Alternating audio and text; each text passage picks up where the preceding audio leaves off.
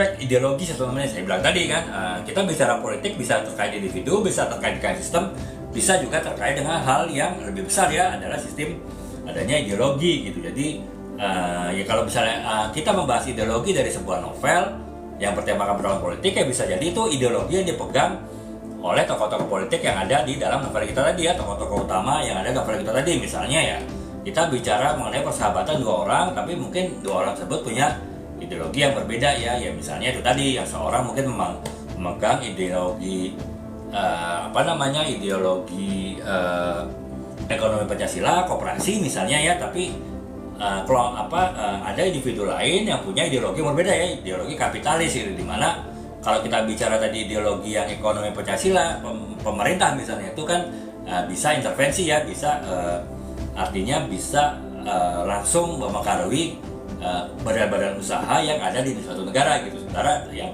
kalau sisi liberal kan, pemerintah tuh sedikit mungkin ya masuk ke dalam sektor usaha gitu, dalam sektor swasta gitu ya, sehingga ya itu mungkin melahirkan bentuk perusahaan korporasi ya, perusahaan yang dimiliki oleh satu orang ataupun sekelompok orang, tapi mungkin menguasai banyak aset ya yang sangat besar gitu, yang dimana ya rakyat secara umum tuh hanya tanda petik sebagai pekerja saja ya, sebagai kuli saja tanda petik, bukan sebagai pemilik. Jadi itu ya teman-teman, aspek ideologis itu juga bisa menjadi aspek yang sangat penting dalam sebuah novel yang bertemakan pertarungan politik ya. Jadi itu ya, jadi tadi perbedaan ideologi yang dipegang oleh tokoh-tokoh yang ada tersebut gitu.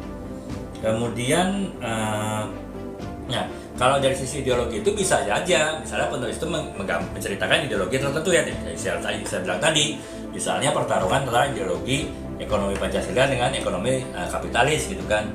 Tapi selain membawakan ideologi yang sudah ada sekarang, jadi si penulis itu hanya menceritakan kembali mengenai ideologi yang ada. Bisa jadi juga ketika aspek ideologis itu dipakai dalam sebuah novel ya yang bertemakan pertarungan politik, ya aspek ideologi itu bisa, itu sebetulnya adalah pandangan dari si penulis ya. Jadi mungkin dia tidak tidak memihak pada misalnya ekonomi Pancasila dan juga misalnya ekonomi kapitalis, tapi dia mungkin punya pandangan sendiri ya mengenai bagaimana suatu sistem ekonomi itu berjalan dalam suatu negara. Nah itu ya bisa juga gitu. Jadi artinya ideologi yang disampaikan itu adalah ideologi, mungkin ideologi yang masih bersifat fiktif ya, artinya ideologi yang di dunia ini belum ada, tapi dalam pikiran ideal dari si penulisnya itu bisa dimasukkan ke dalam novelnya. Jadi itu ya teman-teman, aspek ideologis itu ya bisa sesuatu yang nyata yang terjadi, ataupun juga sesuatu yang adalah opini dari si penulis ya, untuk ya mungkin dengan tujuan misalnya apakah untuk mengedukasi atau bahkan mungkin